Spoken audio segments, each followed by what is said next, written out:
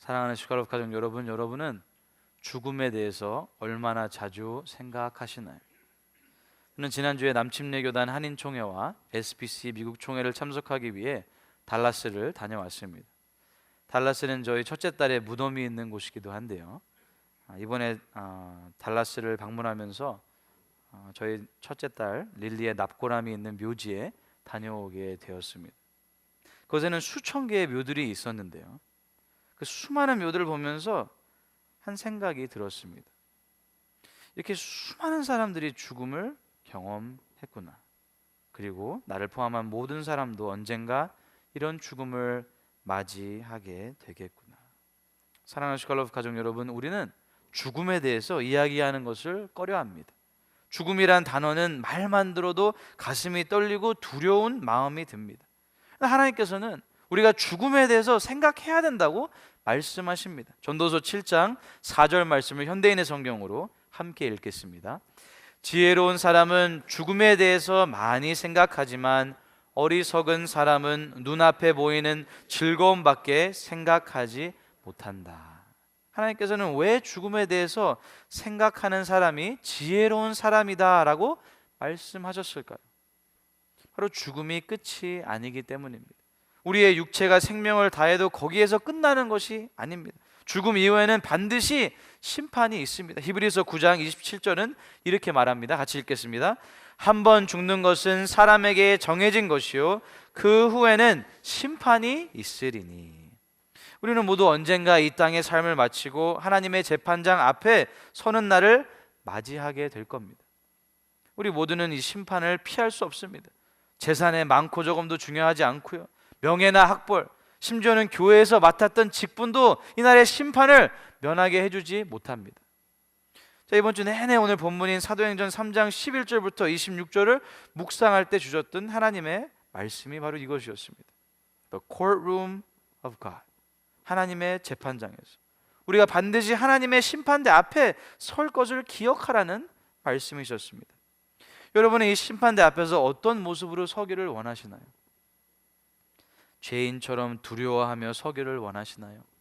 아니면 구원받은 하나님의 백성으로서 기쁨으로 감사함으로 서기를 원하시나요? 오늘 본문을 통해 하나님께서는 우리가 하나님의 재판장에서 두려움 없이 서기 위해 어떻게 해야 되는지 알려주고 있습니다. 특별히 우리는 오늘 베드로의 설교를 통해 총 3가지 교훈을 배울 수 있습니다.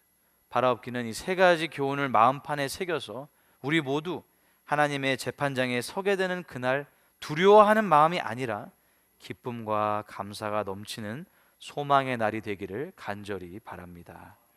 먼저 본문의 배경을 함께 살펴보기 원합니다. 지난주 사도행전 3장 1절부터 10절을 통해 나면서부터 걷지 못했던 한 지체장애인 남성이 예수님의 이름의 능력으로 걷게 되는 기적을 보게 되었습니다. 오늘 본문은 이 사건 바로 이후에 일어나는 일입니다. 어떤 일이 일어나고 있나요? 사도행전 3장 11절 말씀입니다. 나은 사람이 베드로와 요한을 붙잡으니 모든 백성이 크게 놀라며 달려나아가 솔로몬의 행각이라 불리우는 행각에 모이거늘. 다리가 나은 남성이 베드로와 요한을 붙잡습니다. 태어난 이후 40년 동안 고칠 수 없었던 자신의 장애를 단번에 고쳐주었으니 베드로와 요한이 얼마나 대단해 보였을까요? 그래서 이 남자는 베드로와 요한을 붙들면서 그들을 추종하려고 한 겁니다. 결국 이 남성의 이러한 모습은 성전 바깥들 동편에 있었던 솔로몬 행각까지 이어졌습니다. 그리고 성전 안팎에 있는 많은 사람들도 그 놀라운 기적을 보게 됩니다. 지금 베드로와 요한을 붙들고 서 있는 이 남자가 예전에 구걸하던 지체장애인 남성이었다는 것을 알아본 것입니다. 그리고 이를 알아본 사람들이 이제 베드로와 요한 앞으로 몰려들었습니다. 이 일어난 장소는 솔로몬 행각이라고 기록하고 있는데요, 당시 솔로몬 행각은 유대 랍비들이 제자들을 가르치는 장소로 자주 사용되었다고 합니다. 베드로와 요한은 바로 이 장소에서 사람들에게 하나님의 가르침을 전하게 됩니다. 그 가르침 속에서 오늘 우리는 첫 번째 지혜를 얻을 수 있습니다. 하나님의 재판장에서 두려움 없이 서기 위하여 같이 읽겠습니다. 첫째로 하나님의 영광을 가로채지 말아야 합니다. 아마도 여기 계신 우리 슈가럽 가족들 중에 내가 하나님의 영광을 가로채야지 라고 생각하고 계시는 분은 아무도 안 계실 겁니다. 근데 우리는 우리의 욕심 때문에 나도 모르게 하나님의 영광을 가로채려고 할 때가 있습니다. 근데 이것은 정말로 무서운 일입니다. 하나님은 자기의 영광을 가로채려는 자를 징계하시기 때문입니다. 사도행전 12장을 보시면 하나님께 영광을 돌리지 않아서 비참한 죽음을 맞이한 한 사람이 나옵니다. 바로 헤롯 아그리빠 왕인데요. 그러니까 백성 앞에서 연설할 때 사람들은 그가 연설하는 모습을 보고 외칩니다. 와, 이건 신의 소리다. 사람의 소리가 아니다. 기분이 좋았던 헤롯은 그 말을 그대로 받아들입니다. 하나님께 영광을 돌리지 않고 그 순간 어떻게 되나요? 하나님이 천사를 보내주셔서 즉시 그를 치시고 그는 벌레에게 먹혀 죽게 됩니다. 그 이유는 하나님께 영광을 돌리지 않았기 때문입니다. 사도행전 12장 23절을 같이 읽겠습니다. 헤롯이 영광을 하나님께로 돌리지 아니하므로 주의 사자가 곧 친히 벌레에게 먹혀 죽으니라. 오늘 본문에서 베드로는 어땠나요? 베드로는 하나님의 영광을 취하는 일이 얼마나 무서운 일인지 알았습니다. 그래서 충분히 사람들의 인정을 누릴 만한 상황임에도 불구하고 그렇게 행동하지 않았습니다. 여러분 한번 상상해 보시기 바랍니다. 매일 성전의 미문 앞에서 구걸하던 지체장애인 남성이 갑자기 걷고 뛰고 하나님을 찬양하고 있습니다. 백성들은 일어난 이 기적을 보고 그 기적을 일으킨 베드로와 요한을 주목해서 바라보게 됩니다. 얼마나 어깨가 으슥한 상황인가요? 아, 맞아요. 제가 그 지체장애인을 고친 사람입니다. 제가 바로 그 사람이에요 라고 말하고 싶지 않았을까요? 바로 이때 베드로는 그곳에 모였던 사람들에게 선포합니다. 지체장애인을 낫게 하신 분은 자기 자신들이 아니라 예수 그리스도라는 사실을 담대하게 외칩니다. 사도행전 3장 12절 하반절을 같이 읽겠습니다. 이스라엘 사람들아, 이 일을 왜 놀랍게 여기느냐? 우리 개인의 권능과 경건으로 이 사람을 걷게 한 것처럼 왜 우리를 주목하느냐? 아멘. 베드로는 사람들이 자신들을 특별한 대상으로 주목하는 일을 절대로 못하도록 단번에 막았습니다. 왜 그렇게 했나요? 그냥 하나님의 재판장에서 두려움 없이 서기 위해 절대로 하나님의 영광을 가로채면 안 되는 것을 알고 있었습니다. 베드로는 이렇게 말합니다. 여러분, 우리를 주목하지 마십시오. 우리가 이 사람을 고친 게 아닙니다. 우리에겐 그럴 만한 능력도 없고 우리는 그렇게 경건한 사람도 아닙니다. 이 사람을 고치신 분은 오직 예수님이십니다. 예수님만이 능력이 있으시고 하나님께서 보내신 종이십니다. 사랑하는 시간로 가정 여러분, 신앙생활을 하다 보면 하나님께서 좋은 열매를 맺어주시는 경우가 있습니다. 많은 경우 우리는 그 영광을 쉽게 나에게 돌리려고 합니다. 내가 노력했으니 내 노력을 사람들에게 인정받고 싶어 합니다. 제가 잘했어요, 제가 열심히 했어요, 제가 잘한 거예요 라고 말하고 싶습니다. 사실 저 같은 목회자들도 이런 유혹을 많이 받습니다. 하나님의 은혜로 된 것을 내 공로로 돌리는 순간 우리는 하나님의 영광을 도둑질하게 되는 것입니다. 그리고 하나님의 영광을 도둑질한 자들은 하나님의 재판장에 섰을 때 두려움에 떨면서 설 수밖에 없습니다. 우리는 오직 제가 한 게 아닙니다. 하나님이 하셨습니다. 이렇게 하나님께 영광 돌리는 자들이 다 되기를 원합니다. 함께 연습해 볼까요? 같이 읽겠습니다. 하나님이 하셨습니다. 다시 읽겠습니다. 하나님이 하셨습니다. 다시 읽겠습니다. 하나님이 하셨습니다. 아멘. 우리의 대적 마귀는 우리가 사람들의 인정에 정말 약하다는 사실을 너무나도 잘 알고 있습니다. 그래서 이 방법으로 우리를 유혹하고 우리를 넘어뜨리려고 합니다. 이번 주 기사를 읽으며 마귀가 공격하는 무기가 총 2가지 있는데 그게 무엇인지 혹시 아시나요? 하나는 화살이고 하나는 꽃이라고 합니다. 마귀는 때로는 우리를 아프게 하는 화살을 가지고 우리를 공격합니다. 그래서 이러한 고통으로 인해 우리가 하나님의 사랑을 의심하고 하나님을 향한 믿음이 흔들리게 만듭니다. 근데 이렇게 화살을 쏘면서 믿음을 공격하다가 그럼에도 불구하고 하나님을 향한 믿음을 굳건하게 붙들고 있다면 그때는 꽃을 던지기 시작합니다. 와! 사람들의 칭찬을 듣게 됩니다. 갑자기 가슴에 뿌듯함이 생깁니다. 아, 역시 내가 이런 사람이었지. 이렇게 마귀는 우리를 교만하게 만들어서 우리를 공격합니다. 예를 들어 어떤 일을 오랫동안 기도하고 섬겼는데 그 일이 잘 되고 사람들이 은혜 받고 하나님의 일들이, 하나님의 역사가 나타나게 된다면 이런 생각을 넣어줍니다. 역시 내가 오래 기도해서 이렇게 된 거야. 역시 나 때문이야. 내가 잘했어. 어느덧 마음은 높아지기 시작하고요, 교만이 틈타게 됩니다. 하나님이 맡겨주신 일들이 마치 내 것처럼 느껴지기 시작합니다. 그래서 혹시 요즘 칭찬을 많이 듣는다 싶으시면 정신을 바짝 차려야 될 줄로 믿습니다. 누가 집사님 덕분에, 권사님 덕분에, 장로님 덕분에, 목사님 덕분에, 전사님 덕분에 은혜 많이 받고 있어요 하면 속으로 이렇게 외쳐야 됩니다. 물러가라 사탄아. 꼭 속으로만 외치셔야 됩니다. 절대 입 밖으로 그런 말을 하시면 안 됩니다. 사랑하는 슈칼로 가족 여러분, 우리의 인생을 통해 영광 받으실 분은 오직 하나님 한 분뿐이십니다. 하나님께 영광을 올려드려 하나님의 재판장에 섰을 때 잘하였도다, 착하고 충성된 종아라는 칭찬을 듣는 저와 여러분이 되시기를 간절히 바랍니다. 하나님의 재판장에서 두려움 없이 서기 위해 둘째로 같이 읽겠습니다. 죄에 대해 확실하게 돌이켜야 합니다.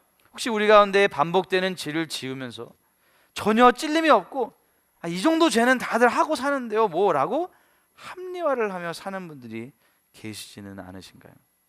그래도 매주 교회 나오고 좋은 일도 많이 하는데 이 정도면 그리스도인이 아닌가라고 생각하고 계시는 분들이 혹시 계실까요?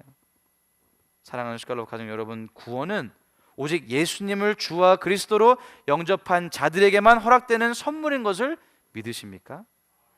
그렇다면 예수님을 주와 그리스도로 영접하기 위해 죄를 회개하고 죄에서 완전히 돌아서는 변화와 결단이 있어야 한다는 사실을 믿으십니까? 사랑하는 슈칼로 가족 여러분, 죄에서 완전히 돌아서는 결단과 그에 따른 변화가 없는 사람에게는 구원이 주어지지 않습니다. 우리는 하나님의 재판장 앞에서 두려움 없이 서기 위해 이 사실을 꼭 기억해야 됩니다. 오늘 본문에서 베드로는 그래서 이렇게 이야기합니다. 사도행전 3장 19절과 20절을 같이 읽겠습니다.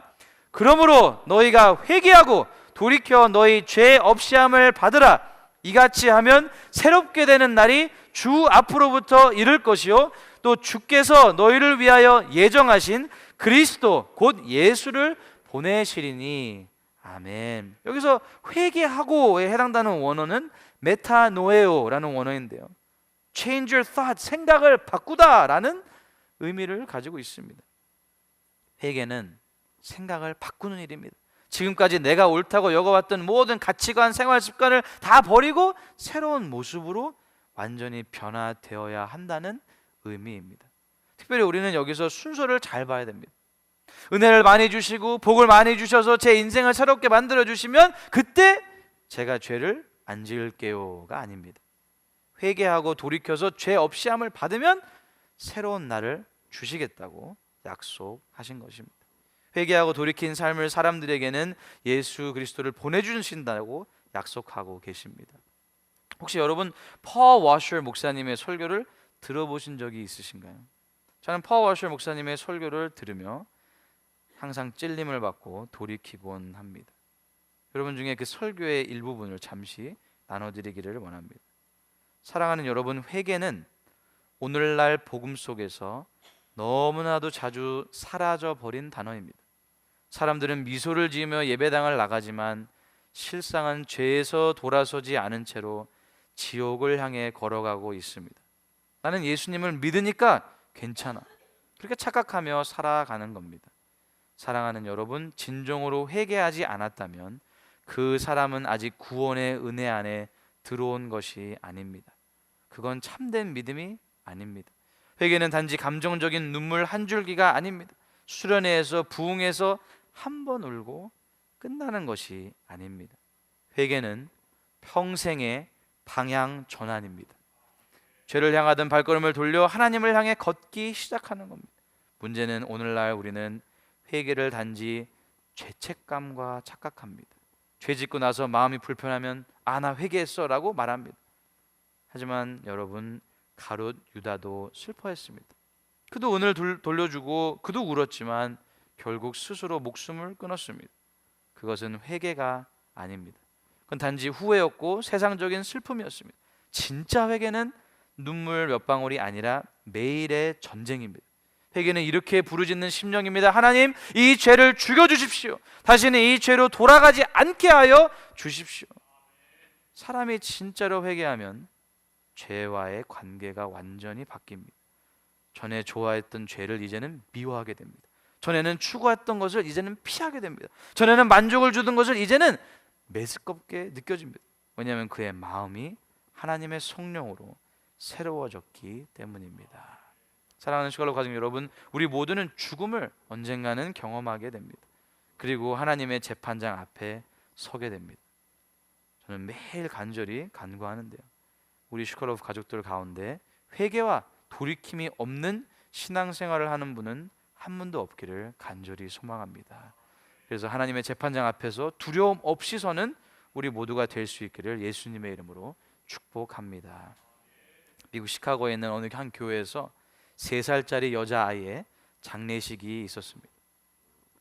먹지 못해서 굶어 죽은 아이였습니다. 이 불쌍한 여자아이의 장례식에 남루한 옷을 입고 충혈된 눈으로 찾아온 한 알코올 중독자가 있었습니다. 사람들이 기도하는 틈을 타서 이 죽은 아이의 신발을 벗겨서 신발을 팔아서 술을 사서 마셨습니다. 20년이 지난 후 시카고 제1장로교회에서는 수천 명의 성도들 앞에서 한 사람의 눈물을 흘리며 다음과 같이 간증하고 있었습니다. 오래전 3살짜리 장례식에서 신발을 훔쳐 술을 먹은 파렴치범이 있었는데 그게 바로 접니다. 그리고 죽은 그 3살짜리 아이는 제 딸입니다. 저는 죽은 딸의 신발을 훔쳐 술을 먹은 놈입니다. 세상에 이런 못된 애비가 어디 있습니까? 죽어 마땅하지요. 네, 만물의 찌꺼기 같은 저를 주님은 다시 살려주시고 하나님의 일꾼으로 삼아 주셨습니다. 우리 하나님은 참으로 위대하신 하나님이십니다. 이 간증을 한 사람은 시카고의 부흥사 멜 트레이더 목사님이셨습니다. 사랑하는 슈칼러브 가족 여러분, 이렇게 하나님은 인간적인 관점에서 볼 때는 가능성이 없는 인생일지라도 새로운 사람으로 변화시켜 주시는 분이심을 믿으시기 바랍니다. 오직 우리가 할 것은 회개하고 예수 그리스도를 믿는 모든 사람들에게 동일한 은혜가 주어지는 줄로 믿습니다. 하나님의 재판장에서 두려움 없이 서기 위하여 마지막 3번째로 같이 읽겠습니다. 마음의 중심에 예수님을 주인으로 모셔야 합니다. 사랑하는 슈칼러브 가족 여러분, 우리가 죄를 짓는 이유가 무엇인지 아시나요? 바로 우리 마음에 있는 공허함을 하나님이 아닌 다른 것으로 채우려고 하기 때문입니다. 우리는 누구나 나의 삶이 이것만 잘 되면 괜찮을 것 같다라고 여기는 중심을 하나씩 가지고 있습니다. 가족일 수도 있고요, 자녀일 수도 있고, 직장이나 사업일 수도 있고요, 아니면 내 명예나 어떤 업적일 수도 있습니다. 문제는 그것을 통해 존재의 의미를 얻고 궁극적인 가치를 부여할 때 생기게 됩니다. 그 순간부터 우리는 그것에 매이게 됩니다. 그것 없이는 살아갈 수 없는 것처럼 느껴지고, 그것이 잘 되지 않으면 자존감이 무너지고, 그것이 무너지면 삶 전체가 무너지는 것처럼 느끼게 됩니다. 하나님을 삶의 중심에서 밀어내고 다른 무언가를 내 삶의 주인 자리에 앉히는 것입니다. 사랑하는 슈칼럽 가족 여러분, 하나님을 중심에 두지 않는 삶은 결국 공허할 수밖에 없습니다. 삶이 어딘가 만족스럽지 않고 계속해서 허전한 이유는 하나님이 아닌 다른 무언가가 내 삶의 주인 자리에 있기 때문입니다. 만약에 내가 내 인생을 성공 위에 세웠다면 그 성공을 이루지 못할 때는 절망하고, 혹시라도 성공했다고 하더라도 여전히 마음에는 허무함이 사라지지 않을 겁니다. 만약에 내 자녀, 내 가족을 삶의 중심에 두었다면 그들이 무너지면 나도 무너집니다. 그들이 기대한 대로 잘 되지 않으면 내 존재 자체가 흔들리는 것처럼 느끼게 됩니다. 사랑하는 슈칼럽 가족 여러분, 삶의 중심에 하나님을 두는 순간 비로소 우리는 흔들리지 않는 반석 위에 인생을 세우게 되는 줄로 믿으시기 바랍니다. 실제로 오늘 말씀을 보시면 베드로는 17절 말씀 이후에 계속해서 하나님 중심의 삶을 선포하고 있습니다. 듣고 있던 이스라엘 백성들이 알지 못하여서 그리하였다라고 말한 이유, 그럼에도 불구하고 18절에서 그러나 하나님이 모든 선지자의 입을 통하여 자기의 그리스도께서 고난 받으실 일을 미리 알게 하신 것을 이와 같이 이루셨느니라 라고 말하고, 21절에서도 하나님이 영원 전부터 거룩한 선지자들의 입을 통하여 말씀하신 바 만물을 회복하실 때까지는 하늘이 마땅히 그를 받아두리라 라고 말하고, 22절에서도 모세의 말을 인용하면서 주 하나님이 너희를 위하여 라고 말하고, 25절에서 또 하나님이 너희 조상과 더불어 세우신 언약의 자손이라 라고 말하고, 마지막 26절에서는 하나님이 그 종을 세워 복 주시려고 하나님이 여기서 우리는 하나님의 재판장에서 두려움 없이 서기 위해 하나님이 우리 삶의 중심에 계시는 것이 얼마나 중요한지 볼 수 있습니다. 마음 가운데 예수님을 주인으로 모실 때 하나님이 우리 삶의 중심에 계시게 됩니다. 하나님이 우리의 인생을 주관해 주셔서 마침내 주님의 심판대 앞에 섰을 때 기쁨과 감사함으로 설 수 있기를 간절히 소망합니다. 그다음 도대체 하나님이 지금 내 삶의 중심에 계신지 그렇지 않으신지 우리가 어떻게 분별할 수 있을까? 팀 켈러 목사님이 쓴 내가 만든 신이란 책이 있습니다. 이 책에는 우리의 우상을 식별할 수 있는 3가지 방법을 알려주고 있는데요, 잠시 소개해드리기 원합니다. 이 3가지 방법을 통해 진짜 우리 중심에 있는 신이 누구인지 분별하는 데 도움이 될 것입니다. 첫째로 우리의 생각의 내용을 점검해야 됩니다. 대주교 윌리엄 템플은 혼자 있을 때 하는 일이 곧 당신의 신앙이다 라고 말합니다. 습관적으로 생각하면서 혼자서 속으로 기쁨과 안락을 얻는 바로 그 대상이 하나님인지 아니면 우상일 수도 있습니다. 둘째로 돈을 어떻게 쓰는지 보면 자신이 속으로 진짜 사랑하는 것이 무엇인지 식별할 수 있다고 합니다. 예수님은 내 보물이 있는 그곳에 내 마음도 있느니라 라고 말씀하셨는데요, 돈은 가장 사랑하는 대상 쪽으로 저절로 흘러가게 되어 있습니다. 어떤 곳에 지출하는 돈이 너무 많아서 혹시 항상 절제에 힘써야 한다면 그것이 우상의 징조일 수도 있습니다. 셋째로 기도가 응답되지 않고 희망이 꺾일 때 어떻게 반응하는지 보면 됩니다. 기도한 대로 되지 않으면 모든 사람은 누구나 다 서운하고 아쉬울 수 있습니다. 하지만 하나님을 마음의 중심에 둔 사람은 믿음으로 떨치고 나아갑니다. 아직 삶이 끝난 게 아니고 그런 것들은 우리의 주인이 아니기 때문입니다. 그냥 기도한 대로 되지 않았다고 분노가 폭발하거나 깊은 절망에 잠기게 된다면 그것이 실제 우상일 수도 있습니다. 사랑하는 슈갈로 가족 여러분, 내가 만든 가짜 신들의 악 영향에서 해방되는 유일한 길은 하나님께로 돌이키는 것뿐입니다. 예수님을 마음의 중심에 두고 예수님을 마음의 주인으로 모시면 예수님께서 진정으로 우리를 채워주실 줄로 믿습니다. 하나님을 중심에 두지 않는 삶은 결국 실패를 낳습니다. 겉으로 보기에는 잘 나가는 인생 같아 보이더라도 그 안에는 지속되는 공허함, 그리고 끝내는 영원한 심판이 기다리고 있기 때문입니다. 그러므로 우리는 죄에서 돌이키기 위해서 무엇보다 먼저 예수님을 내 삶의 주인으로 모셔야 합니다. 예수님을 내 인생의 주인으로 인정하고 나의 구원자로 받아들일 때 우리는 비로소 참된 구원의 은혜를 누릴 수 있습니다. 사랑하는 슈갈로 가족 여러분, 예수님이 여러분의 인생의 주인이십니까? 오늘 이 시간 말씀을 통해 다시 한번 나의 삶의 모든 영역에서 예수님을 주인으로 모시기를 간절히 축복합니다. 예수님만이 우리의 인생을 채우실 수 있습니다. 예수님만이 우리의 죄를 용서하시고 예수님만이 우리의 삶을 진정한 의미와 평안으로 이끄실 수 있는 유일한 주님이십니다. 오직 예수님이 우리의 삶의 중심에 되실 때 우린 죄에서 완전히 돌이켜서 하나님의 재판장 앞에 기쁨과 감사함으로 서게 될 줄로 믿습니다. 말씀을 정리하겠습니다. 사랑하는 슈갈로 가족 여러분, 오늘 우리가 함께 나눈 이 말씀을 마음판에 깊이 새기기를 원합니다. 하나님의 재판장에서 두려움 없이 서기 위해 같이 읽겠습니다. 첫째로, 우리는 하나님의 영광을 결코 가로채서는 안 됩니다. 둘째로, 우리의 죄를 정직하게 인정하고 참된 회개로 돌이켜야 합니다. 셋째로, 우리의 삶의 중심에 예수님을 주인으로 모셔야 합니다. 아멘. 다른 어떤 것도 예수님을 대신할 수 없습니다. 예수님만이 우리 인생의 참된 주인이 되셔야 합니다. 바로 그럴 때 우리가 죽음을 맞이하게 되는 그날, 하나님의 재판장 앞에서 두려움이 아니라 기쁨으로, 부끄러움이 아니라 담대함으로 서게 될 줄로 믿습니다. 오늘 함께 부를 결단 찬양은 찬송가 304장 그 크신 하나님의 사랑인데요, 한 주간 말씀을 준비하면서 결국 우리가 하나님의 재판장에서 담대하게 서게 되는 근본적인 이유가 어디에 있을까 묵상하게 되었습니다. 그 이유는 바로 하나님의 사랑에 있습니다.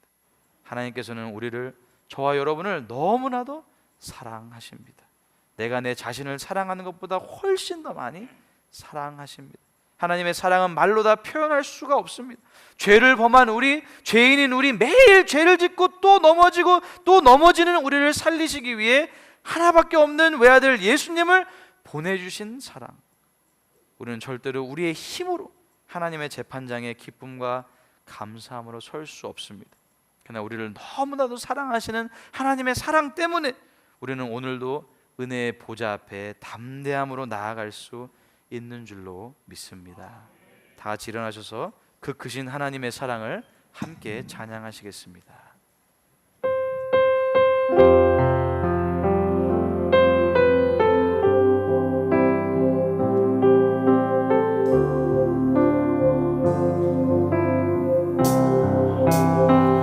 그 크신 하나님의 사랑 말로 다 영영 못하네. 저 높고도 분별을 넘어 이 낮고 낮은 땅 위에 죄범한 영혼 구하려 그 아들 보내사 한옥 재물 삼으시고 죄 용서하셔. 하나님 크신 사랑을, 하나님 크신 사랑을 증량하고 자며 영원히 변치 않는 사랑 성도여 찬양하세. 새로운 시절 지나가고 새로운 시절 지나가고 땅 위에 영화세할 때 주 믿지 않던 영혼들은 큰 소리 외쳐울어도 주 믿는 성도들에게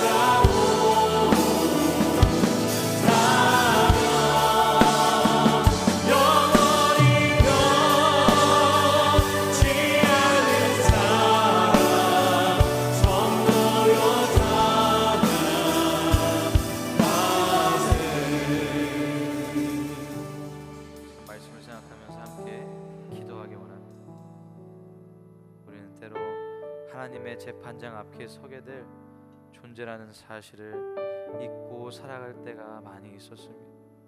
우리가 그 마지막 날을 기억하며 살아가기를 원합니다. 이제는 죄에 붙들린 삶이 아니라 하나님 중심이 된 삶을 살 수 있도록, 오직 하나님이 중심이 되셔서 하나님께만 영광을 올려드리는 삶을 살 수 있도록 이 시간 주님의 이름 한번 외치고 통성으로 기도하겠습니다. 주여,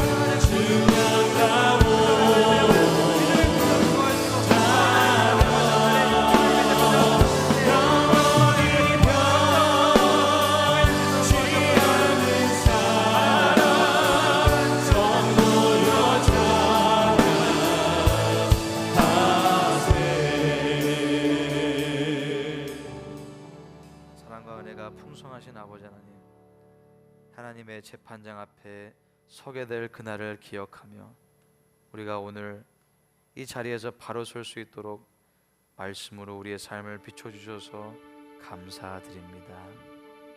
아버지 하나님, 우리가 하나님의 영광을 가로채지 않게 하시고 항상 겸손히 하나님만을 높이는 삶을 살게 하여 주시옵소서. 주님, 우리가 매일의 삶 가운데 회개의 열매가 있기를 간절히 소망합니다. 감정적인 눈물뿐만 아니라 결단이 있는 삶의 방향 전환으로 죄에서 돌이키는 삶을 살아가게 하여 주시옵소서. 우리의 마음의 중심에 예수님을 주인으로 모시기 원합니다. 성공이 아니라 예수님, 사람들의 인정이 아니라 오직 예수님, 그 어떤 것도 아닌 오직 예수님만이 우리 인생의 주인 되심을 고백하게 하여 주시옵소서. 아버지 하나님, 우리가 오늘 들은 말씀을 잊지 않게 하시고 죽음이 두려움이 아닌 소망이 되게 하여 주시옵소서. 마지막 날 하나님의 재판장에서 우리 모두 잘하였도다, 착하고 충성된 종아라는 음성을 들으며 기쁨과 감격과 감사로 설 수 있도록 우리 하루하루의 삶을 붙들어 주시옵소서.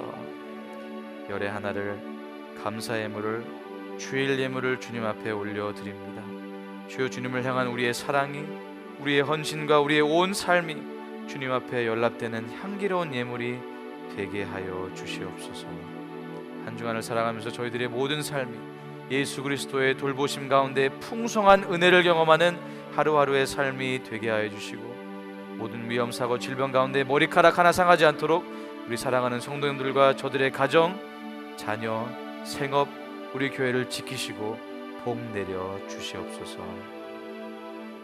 이제는 우리 주 예수 그리스도의 은혜와 하나님 아버지의 놀라우신 사랑과 성령님의 충만하심이 온 마음 정성 다해 하나님을 찬양하고 예배한 사랑하는 모든 주의 자녀들, 저들의 가정, 범사, 우리 교회 위에 지금부터 영원토록 항상 함께해 주시옵기를 우리 주 예수 그리스도의 이름으로 간절히 축복하며 기도하옵나이다.